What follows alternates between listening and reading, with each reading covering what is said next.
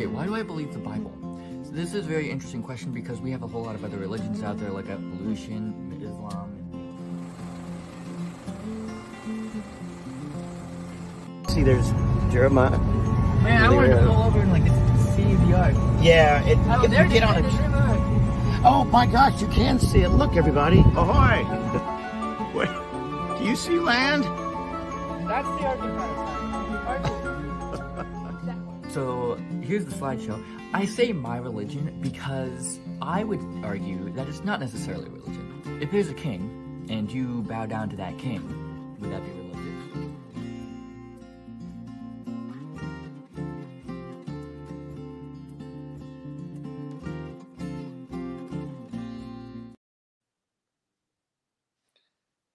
Okay, I'm live. Everybody can hear me, right? Yes, we hear you. Awesome. So last series we had was talking about who is God, and we found out who is God, but then we ran into another problem, and that is trying to figure out which Bible is accurate. And I really wanted Achilles and some of the other guys here who really have opinions on that, but my main question is to solve this the way that the others have been solved. Which Bible is accurate? I want to hold God's word in my hand, if possible. Show me that. Show me where I can find that. A lot of people want to say, you can't find it. Well, we're going to try to figure that out over this next series. So, which one's the legitimate Bible, and where do we start with asking the questions? Anybody have any comments we want to add?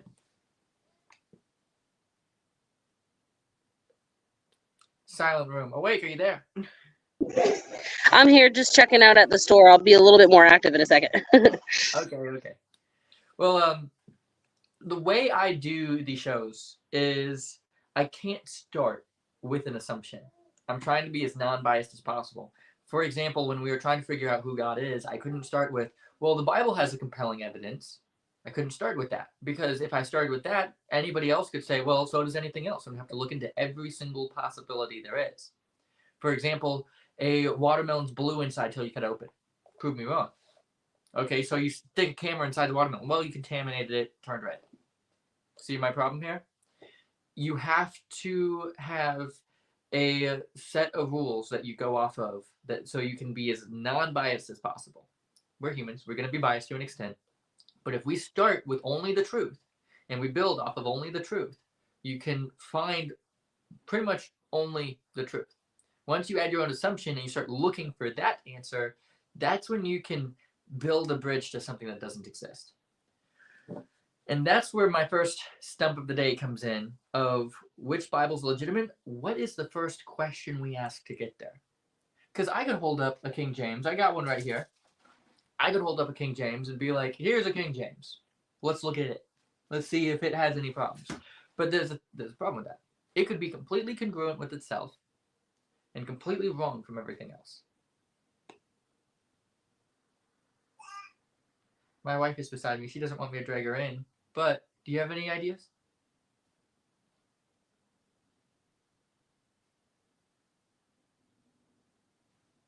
She's staring at me. Supposed to have any ideas? Come on, you're the smart one. Did you not listen to anything I said? No. Wow, she's right behind me. She's right next to me and doesn't listen to what I say. This is how my marriage works, okay? Just understand that for the future. This is the love and connection. Happy Valentine's Day, by the way.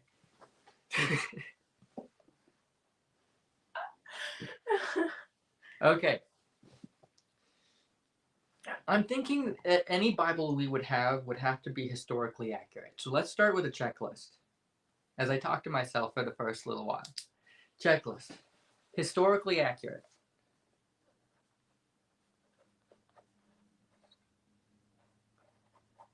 Accurate.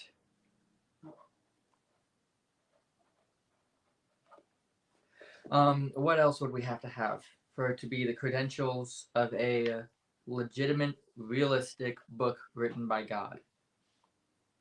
And I'm not saying assumptions like it would have to say good things, because the thing is, God could still be a jerk and we wouldn't know. So, God could do things we don't want. But it would still have to be accurate if it's going to be something we trust. If it's not accurate, if God is a liar, well, then we can't trust any book written, even from him, because it would be a lying book. Then obviously it can't contradict itself. Can't contradict itself.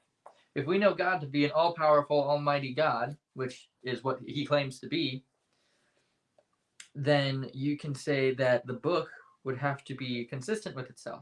We also find these in the laws of the universe. A ton of consistency. No contradictions.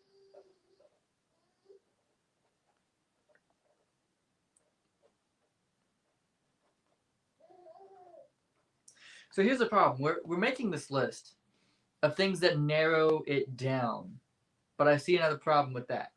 As you narrow things down, you still have to look through each one to get to a true source. As much as I like this idea, I don't know how well it would work. Are you out of the story yet?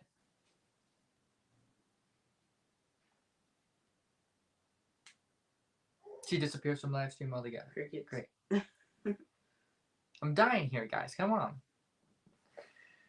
The first show is always a flop on the face. I was telling Proverbs guy himself that I was like, I'm getting that game. I'm getting back into it. I'm feeling rusty. I'm gonna fall on my face, but you got to break the ice somehow. Let's just keep working on this list for a little while. It has to be historically accurate. It has to have no contradictions or be historically accurate. It's what else? Scientifically accurate. Yeah, it can't break science. It can't break the rules of science. I know. I think it's in the Quran. Yeah. There's something about like salt water and water don't mix, which is like the dumbest statement you can have on the planet. Salt water doesn't mix with water. Like, how does that not work? Anyway, I don't know enough, so I could be misrepresenting them. But the fact is, it has to be scientifically accurate. Can't go against science. Science. Accurate.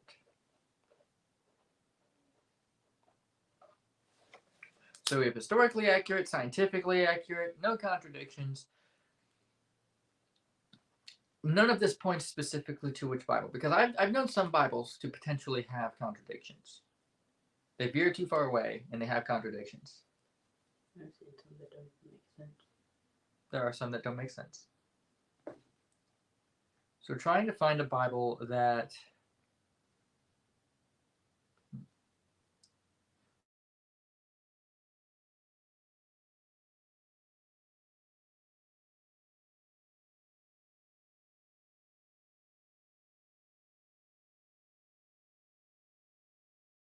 Part of the reference Bible that dates certain times, and you can go back through like different sources and look through that and see. But I don't think we have it in here, do we? I got an idea. Where did the Bible come from? The very first one.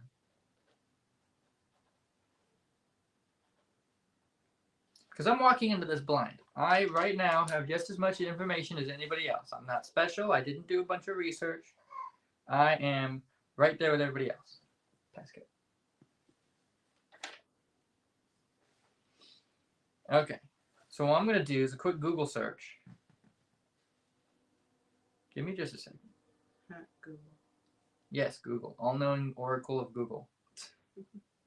Where did the Bible come from? Because I imagine if you're going to believe in a said book, to the extent that we do, you should know where it comes from.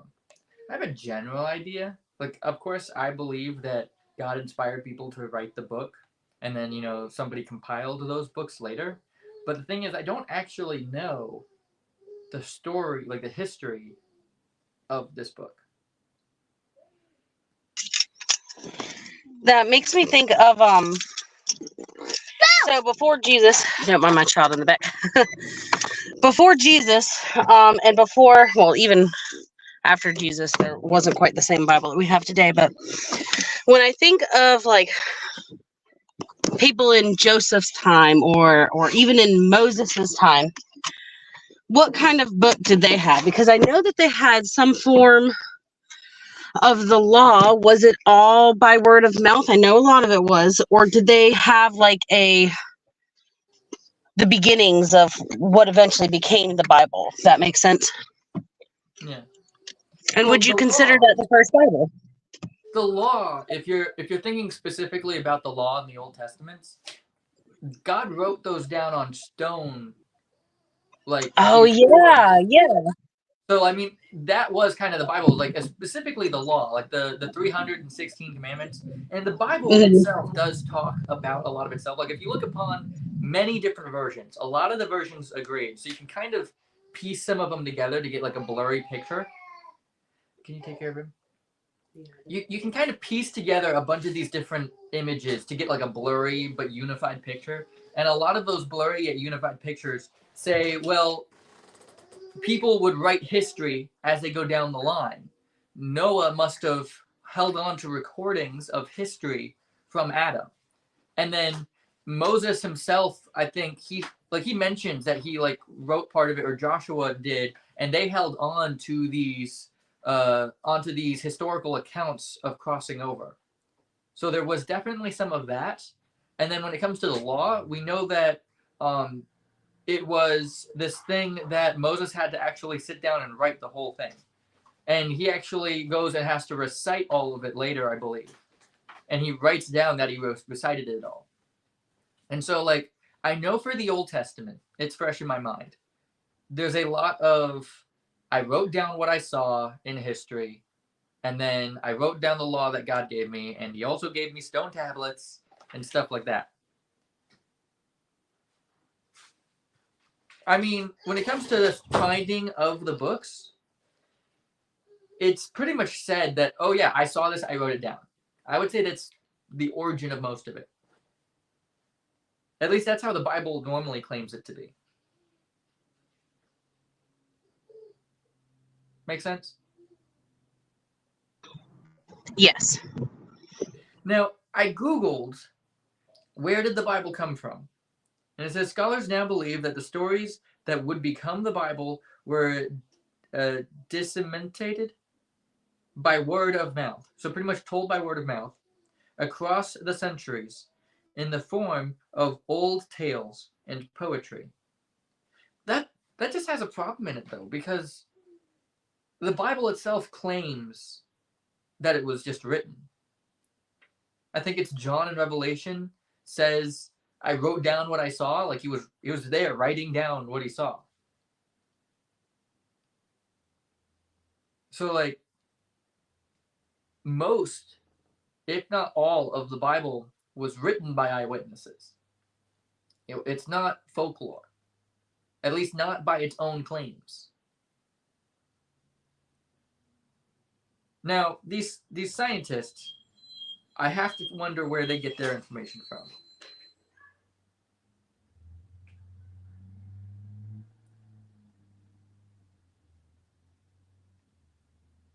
Original Bible still cloaked in mystery. When was the writers? Who wrote it? And how reliable is as a historical record? Okay.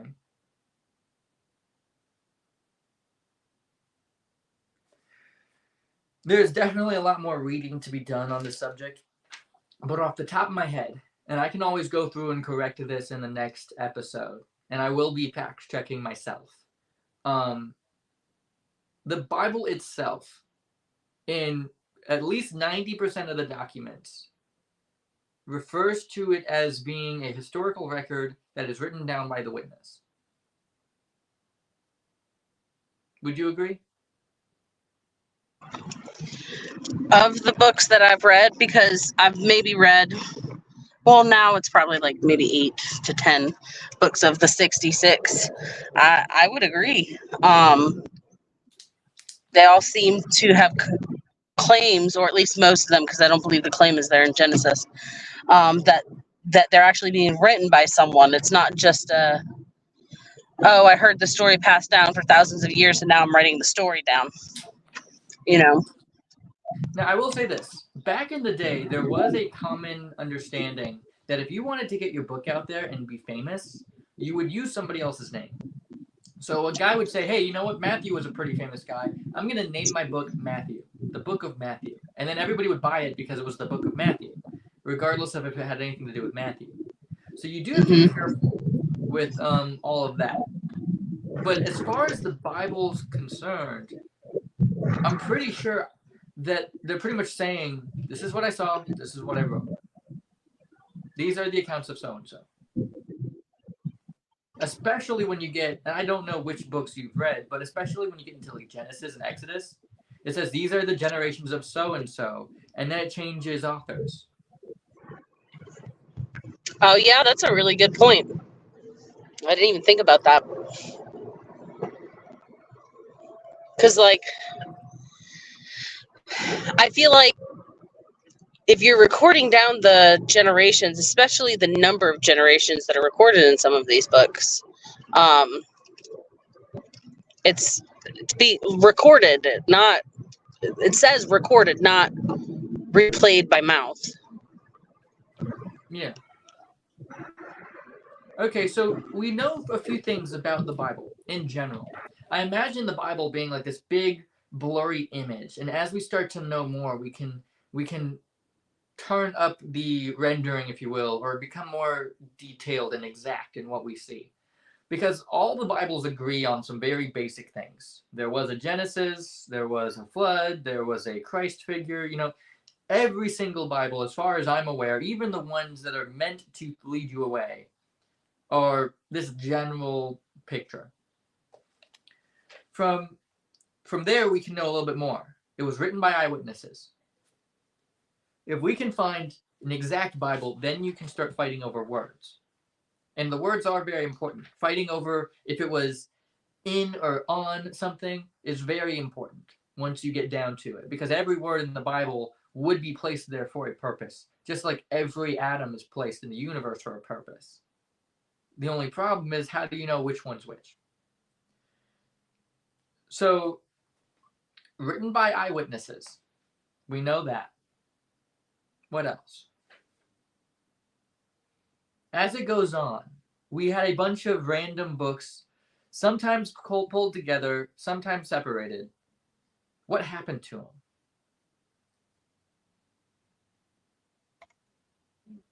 Hello, Jeremiah. Hello, Hello, Kelly. Jeremiah. Sorry, Bert, I didn't mean to mute you. I was trying to add you. Oh, she hates me. She muted me. Hello, Jeremiah. Howdy, What up, howdy. man? How are you? So this one is this whole topic today is about finding out which Bible is the true Bible. We have a bunch of different ones, and things that are different are not the same, which means one, at most, is right. The rest must be wrong. So now to find which one, if any, are right. We're trying to figure out how to find out which one's right without starting with an assumption. Because if you start with the idea, you can build a bridge to that idea and add rationality and logic to get there. If you I don't love start with that. an idea, you can only find the truth as long as you only use truth. Yeah, and I love that. This is called the sharpshooter fallacy. And it is knowing the target. You shoot first at the wall, you make a hole at the wall, and then you go and you draw around it the target. Right? So yes, Okay. there should be no assumptions, and we have these dogmas that are no, this is the right one, and then you find reasons to prove that it is the right one because you started with that assumption. I agree with you 100%. Yeah. So, and another way I like to explain it for anybody who's just stepping in is if you start with the idea that a watermelon is blue on the inside until you cut it open, then it instantly turns red. How can you prove me wrong? Well, you could try to stick a camera in there or something, but then I would say you contaminated it, you broke it open, it turned red. You could never prove me wrong, but you couldn't really prove me right either. And I could go all day about, making chemistry and mathematics and, I could make it look convincing that the watermelon's blue on the inside. But the thing is, I could never truly prove it. My thing is, how do you do just proof? So, we've started going over the history of the Bible. Where did the Bible come from? Well, the Bible itself, among all the different versions, because you can't just look at one, normally says something along the lines of, I recorded this, I was writing this down, God gave it to me and I wrote it down right there. That's most of the Bible. I noticed Google claims that it was word of mouth, that it was passed down from generation to generation as these tales. But the thing is, the Bible disagrees with that. And at this point, I'm more willing to believe the Bible than I am Google, because Google lies all the time. So the thing, though, is we did have a list of rules for the Bible. If it ever goes against this list, we can conclude it's not the Bible. And that list is historically accurate, no contradictions, because it would have to be consistent in itself, otherwise we couldn't trust it, and scientifically accurate. If it broke the rules of science, how could it be written by God? If it broke the understanding of history, how could it be written by God? And if it broke the rules of itself, how could it be written by God? Even if God wrote this, then he would be a liar, and we shouldn't trust the book he wrote. With that understanding, where did the Bible come from? Where do we start? The best information we have right now is it claims to be written by a bunch of eyewitnesses. I think something worthy of considering would be, regarding which version is the right one, or the most accurate one, is what documentation each of these versions are based off of. Because, like, for example, I know that the King James version versus the NASB pulls from a lot more evidence, so to speak, whereas the King James version kind of pulls from a much lesser number of documents. So that would be something else to compare. Now, where exactly you would find all of that information, Yeah. over time. How credible is its origin? What were the motives of the people who were writing it? Because there were motives behind any Bible. Even if those motives are as pure as gold, there were motives. One thing I would like to point out, though, as we are looking at how credible, is you can't say, well, this one was newer than that one, or this one has older documents, they got out first, because all that information can be flawed. I mean, a news story that gets out first might not have the right information, even though it's been around longer and it's older, might not have the right information. One that's been preserved better and longer might not be the right information. One that uses more instead of less might not be the right information.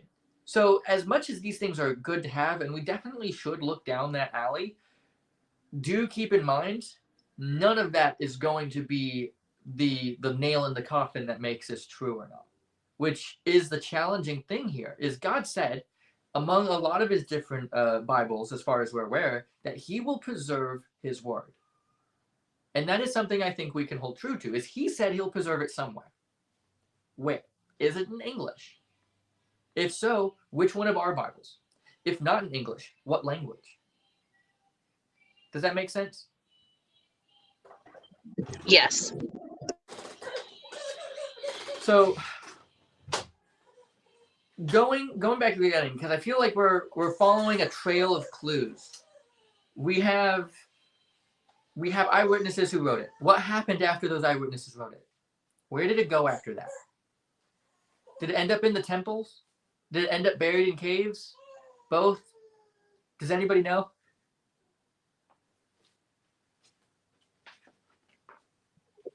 I'm not entirely sure myself.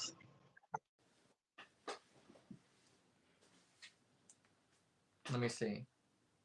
Achilles, I feel like you'd be knowledgeable on this. Are you there? Yeah, Jeremiah, this has been a very tough day. I don't know if you have noticed what has been happening, and I'm trying to end the previous part and get into this, which is one of my, I don't want to say favorite, because there are no favorites, but I think it's a very important subject. Yeah. So I hate the fact that I'm jumping in and out in other rooms. But as you said, as you responded to Awake, even that we cannot take it as a premise, because like the one is newer means it's better, or the one that is older means that it's better. That is a premise, and that doesn't prove what the text says. It's the evidence that will prove what is right and what is wrong. And I have been blessed enough to be Greek and be reading from the Greek. But when it comes to the translations that exist, I find mistakes in both sides. So we are now at a time which are the end times, and God has given us the tools to be able to compare and see if that word that is being used is the right one. I will not forget that recently we brought up we were reading a verse, and somebody said, let's switch to King James because it was their favorite. So we read the King James, and I realized that the word love had been translated 20 times as charity. Now, people in a sharpshooter fallacy mode went, oh, yeah, back then love meant charity. Well, I don't care if you people want to believe that. That's not what the word love is. So at some point, people must understand that there have been influences by the church to change the word agape, which is a very simple word from Greek, which is love, and change it to charity in order for them to be getting some money.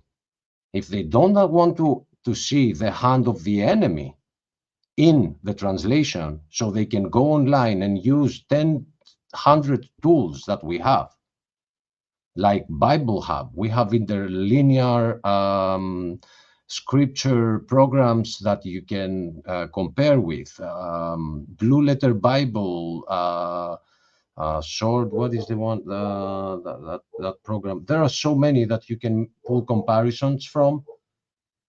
And so there are some little errors that I see in other translations, but personally, I think that the errors that the King James has are sinister. It is better at the Old Testament, but when it comes to the New Testament, the influences are from the church. And my favorite place to touch this upon is the Revelation 6. Me and you have had a 2-hour long discussion about this. There are 2 errors per verse, and that makes it a perverse translation. From 6:1 to 6:8, 2 errors per verse. So that is not a translation. That is an interpretation and a misinterpretation. So people will be reading the book of Revelation and they will get a completely false idea of what it's describing. And they don't even want to see if somebody's lying at them. They're like, oh, okay, this is not my job. It's the book of Revelation. It's God's job, not mine. Well, that's why he wrote it. He wrote it for us. He didn't write it for himself. So, yeah, I'm not a fan of the King James when it comes to the New Testament, but I found some places where other translations have like shorter, smaller problems, which the King James gets better.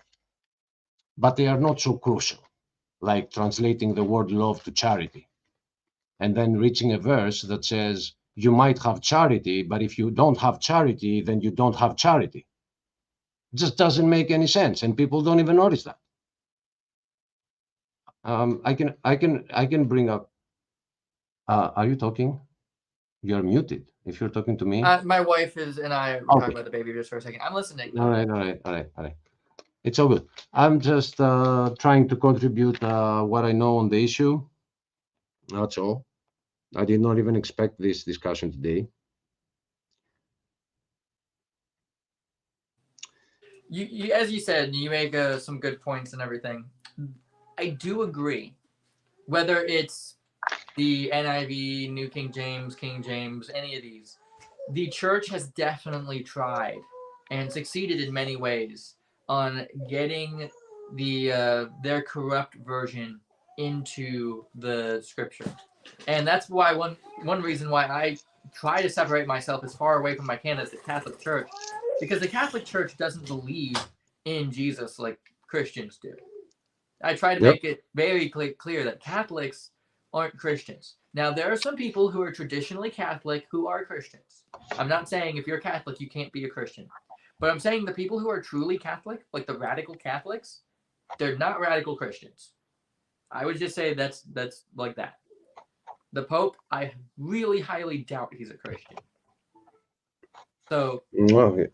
For me, the Pope is the Antichrist, but not the big Antichrist.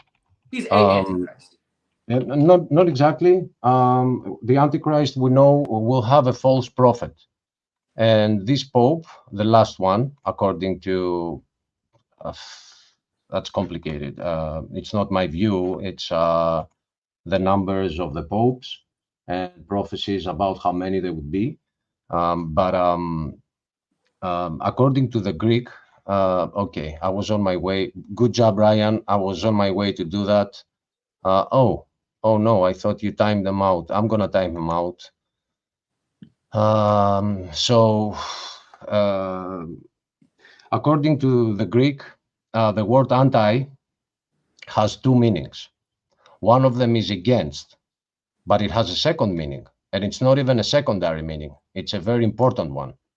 So the meaning is that, let me finish this up. Okay, 30-minute timeout.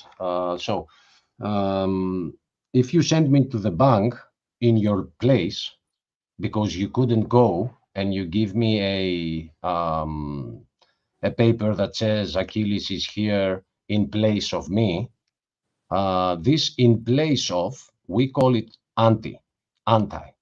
So I might be able to find an English word that uses that, but it's not in the tip of my tongue right now. I've never heard that word used in American language, but Yeah. Usually in American language, it's used only the against, like antidepressant. It's always against something. So no, in Greek it means two things, and the word representative in Greek is anti-prosopos, which is anti-face. well, let me ask this because we're kind of jumping over certain things. But So we know just it's to written by conclude, eyewitnesses. Was just to it written in conclude Greek? it, and it doesn't go to a completely different discussion or branch. So according to that meaning, we're going to have somebody that is going to be against Christ, and we're going to have somebody that is going to be in place of Christ, and he's going to be the false prophet who is in place of Christ, and the Pope is in place of Christ. So by definition, he is the Antichrist, by the definition of the word. So my question though is, what part of the Bible is written in Greek? The New Testament. New Testament. Okay, let's write that down. And what was the Old Testament written in? Chinese? No, I'm kidding. Hebrew. I Hey, think it was Achilles, check the private chat real quick for me, please, honey. Yes. I'm lost. Okay. Oh, okay. Oops. Ryan, that was an accident. That was an accident. I didn't do it. Didn't see if I can take it back. That was me. I don't know. Let me see. So when was the Old No. Testament written? When was the New Testament written? Right after the death and resurrection of Christ, it started getting written. I don't know Anybody know exactly. those numbers? I'm sorry.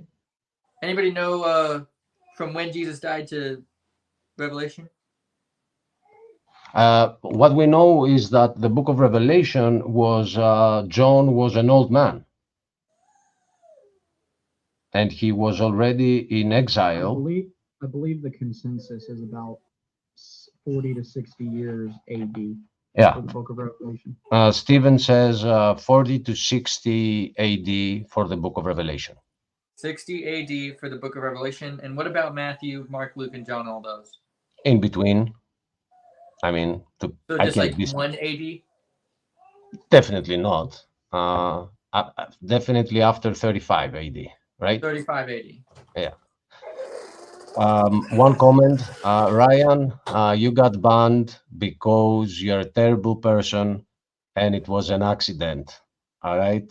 You are timed out in your own channel. We're terribly sorry. It was a misclick. All right.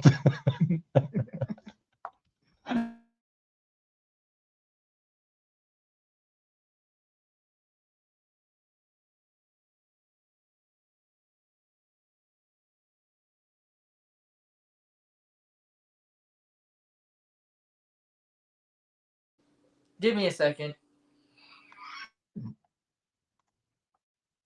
Poor Ryan.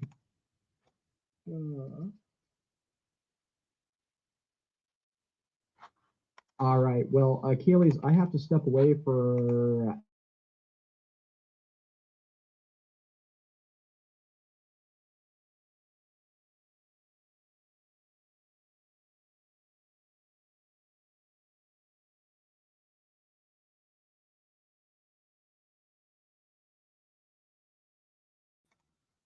Okay, so today is the day of technical difficulties, and I am sorry, Wesley, this is not my show. I cannot allow you in, and I saw what you are writing in chat, and this is not the day for this discussion.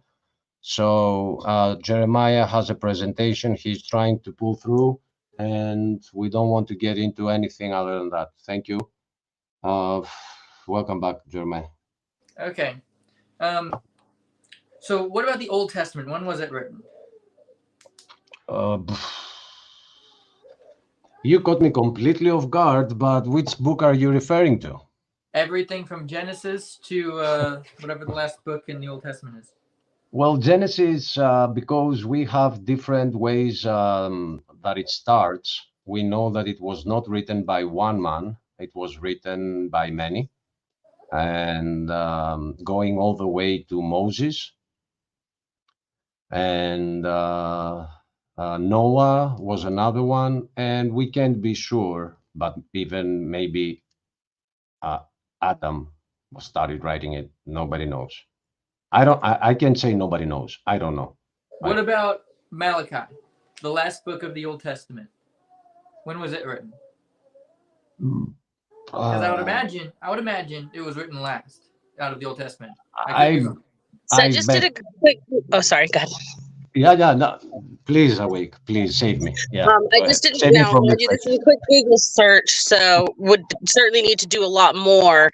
But it's from that quick search, it said that that Genesis is generally attributed to Moses, and that it was written around 1400 BC. Well, it said BCE, but I'm saying BC.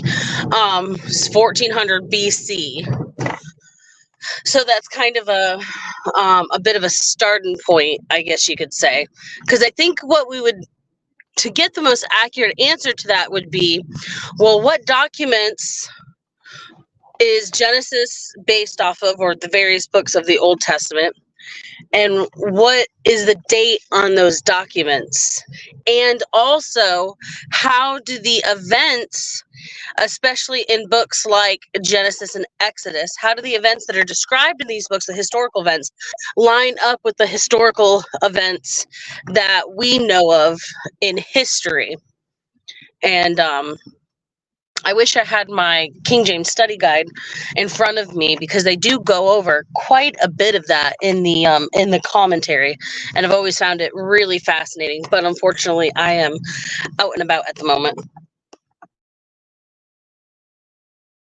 So I have virtually the beginning, or 1400 BC, and then we're going to, when was the last book in the Old Testament written? My brother, I've been in and out with other things, and I haven't fed my dogs for like more than 1.5 hours, and I need to take a break and go feed them. And I don't know when the Book of Malachi was written. Google can answer that. Awake, you gotta So cover it. Google says 430 BC, and that it was the last written historically. Which, I mean, we already know that it's the last book of the Old Testament, but some of the things in the Old Testament and even in the New Testament are not exactly chronological, though sometimes they are. As far as we're aware, I mean, we could be wrong. But what Yeah, we yeah. understand through history is that the Old Testament is dealing with the Hebrew language of 1400 BC to 430 BC, and the the New Testament is dealing with the Greek language of 35 AD to 60 AD. So my thing is, whenever we use the Greek, we have to use the Greek of the time. We have to be very careful that we don't use a more modern Greek, because you can Well, have a lot of problems where if you try to use modern English, you don't get the same meaning that you would have understood from the English that, let's say, the first generation King James was written out of. well, Or before I go, hear this from a Greek. Um, the Greek language has evolved into the modern Greek. It never died. It is the same language. And to be completely honest, it has not evolved, it has devolved. So the further back in time you go in the Greek language, the richer the language is. So the more you know Koine Greek, the better you can speak modern Greek today. There are a lot of errors that people are on TV and they happen to come across a word which in the third person, in the past tense, in the passive voice, they fail to pronounce it right. The reason that happens is because of bad education.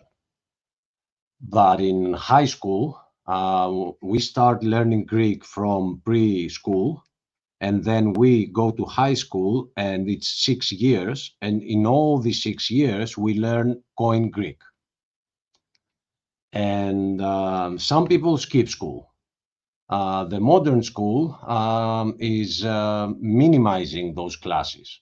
So now we get a lot of people that don't know how to speak modern Greek because they haven't been educated in the Koine Greek.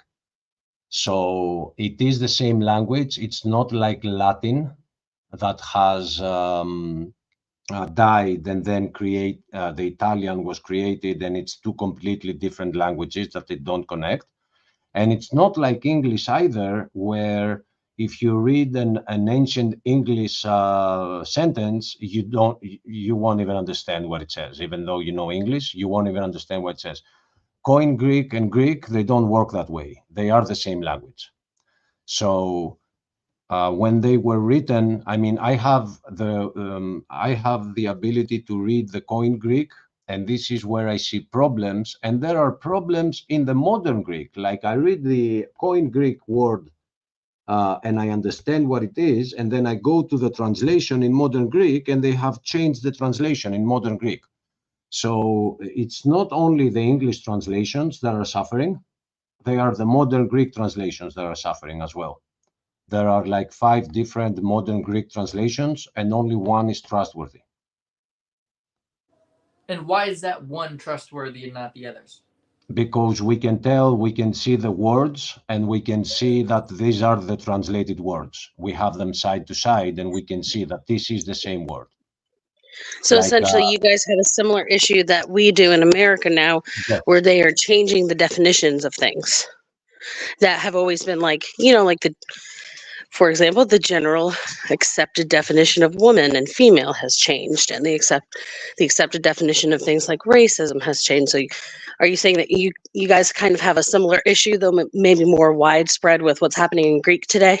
yeah, no, not exactly like that. We do have that issue with American language, which is not English, and then English has its coin form as well. So you have 3 levels, and now you have the whole woke agenda, which is changing everything. We thought it meant something, now it means something new.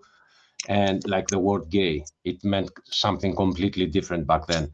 No, that Yeah, doesn't happy. happen. Yeah, that doesn't happen in Greek. What you get in Greek is you have like uh, something that says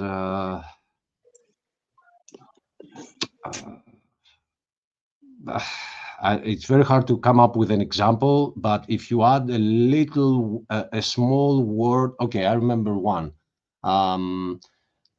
The book of Revelation says that the riders, will bring some things under the beasts of the earth. Under is ipo, YPO, ipo. So in the modern, they've changed ipo to apo, and that is a completely different meaning. It's mistranslated, and I have been attacking the Greek translations of the Koine Greek as much as I've been attacking the English translations. It's not personal with the English. Unfortunately, Satan has his foothold in people, and they make translations for purposes. They don't do them for us, and we gotta be careful. I wish I could do the same for the Hebrew, but I don't understand Hebrew at all, like at all. I can do that for Greek.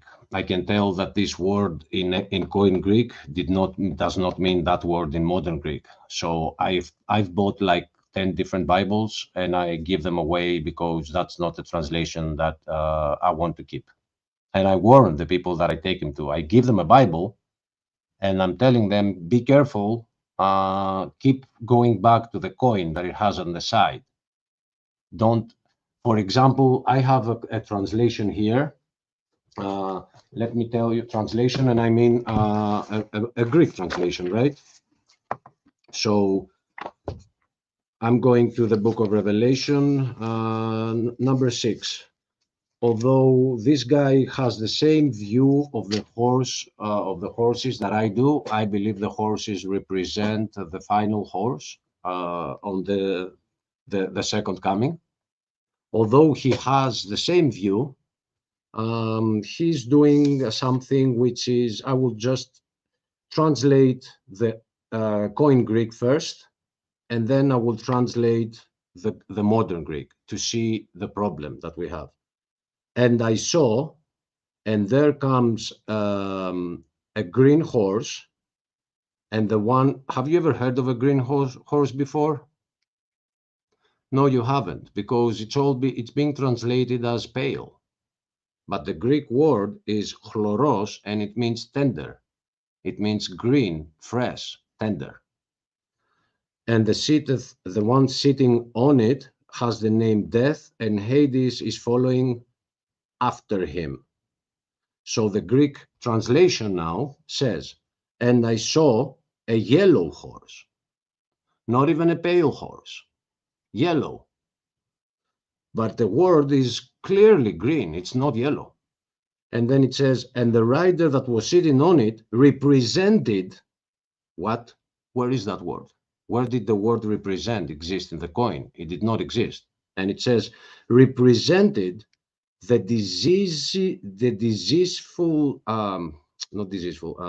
infectious diseases and pandemics, and its name was death. What? That is not in the text.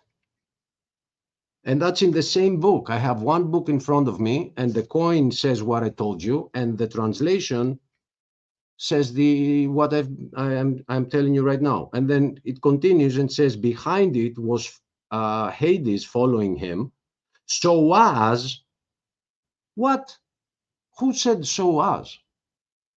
So as to take the souls of those that would be dying.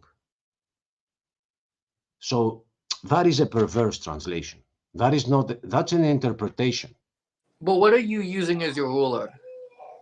Or The is there a coin. Greek Bible you're reading, or what is this? Yeah, I can take a picture of this and upload it to you because what it is, it's the same book, and it has the Koine Greek on one side and the translation on the other side. but I had left my camera on and battery is exhausted. I'm sorry, I cannot do that. So it's the same book, and on each page it has the Koine Greek, and on the other side it has the translation, which is not a translation, it's an interpretation. So now the question is that Greek the Greek that we need to listen to? Because I believe it was Paul who said, even as I write these messages to you, people are corrupting them. Oh, amen. I want to know in which verse that is. But this is the thing with the Koine Greek. They cannot change the Koine Greek because all the manuscripts verify each other. So I have personally found them online, and I can read the words on the manuscripts, which are torn, but you can read the same words. So the coin gets verified by all manuscripts. But that's where they rely on. They rely on the fact that people don't know Koine Greek, and therefore they will just read what the interpretation says and get it over with. Now, if you want to know the true meaning, So you're you saying should, the going Greek is the ruler. for the New Testament, yes, and the same goes for Hebrew and the Old Testament. I have another example, which is not from the Greek, but against the King James. The text says, we know, Hebrews 14, we know that from the grace of God, the eons were created. And the King James is the only one that has changed that word from eon to worlds. And that creates a problem because people believe there are other worlds out there. So if you go to the word in Greek, you will see that the word is aeonas, which is the root of the word eon. So you cannot change the word eon to world. And we are blessed in this time to have a way to compare all that. We have interlinear programs that we can do comparisons with. And one of them, my favorite one, I'm going to bring it and throw it in the chat for those that are watching, was given to us by one of the translators of the Elder Scrolls.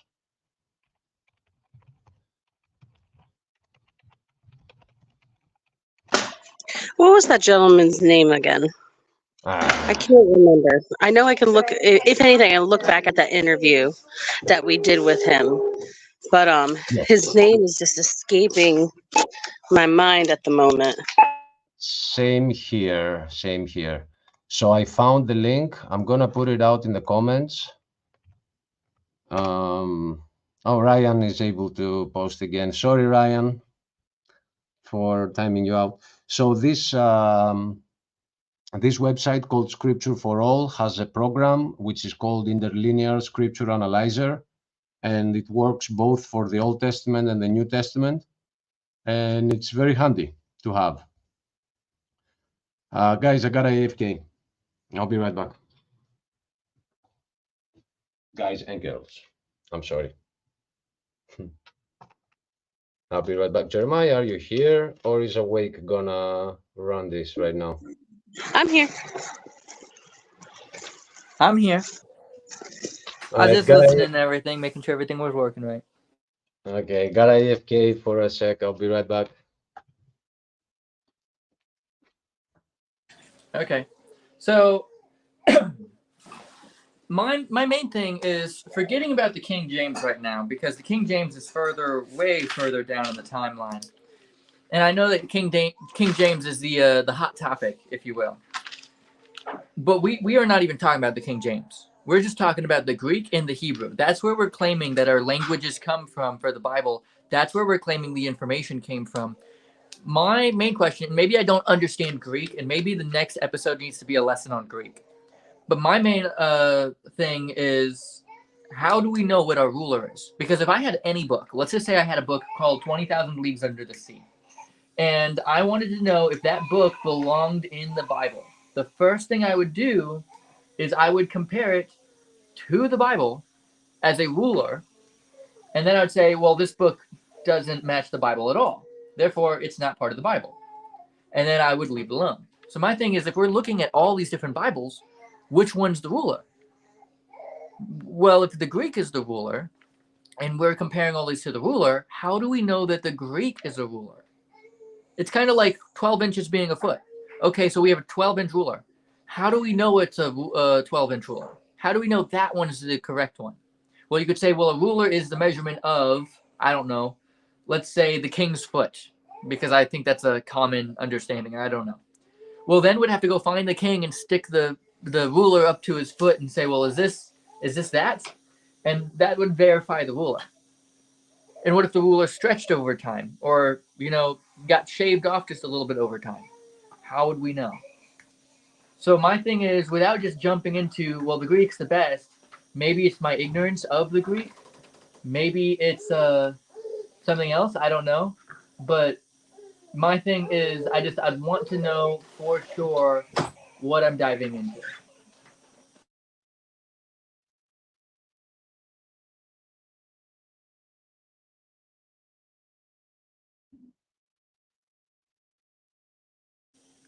My house is becoming very hectic. I got screaming babies in the background. I got everything going on. So I'm going to draw this one short, if everybody's okay with that.